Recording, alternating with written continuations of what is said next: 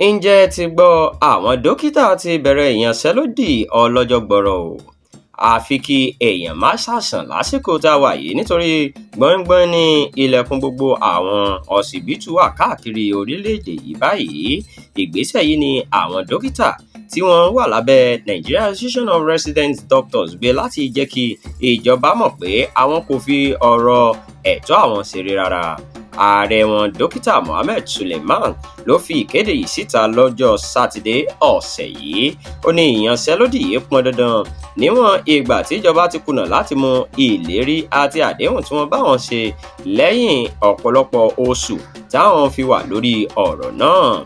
Ó ní kì í ṣe ìfẹ́nú àwọn láti lọ fún ìyanṣẹ́lódì yìí nítorí àwọn mọ ìnira tí yóò kó bá àwọn aráàlú àti akùdé tí yóò dé bá ètò ìlera.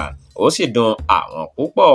Ó sọ síwájú pé kì í ṣe pé àwọn ya onímọ̀ tara ẹni nìkan ṣùgbọ́n ó pọn dandan kí àwọn gùnlé ìyanṣẹ́lódì nítorí àwọn fẹ́ máa ṣiṣẹ́ pẹ̀lú ìfọ̀kànbalẹ̀ àti inú dídùn.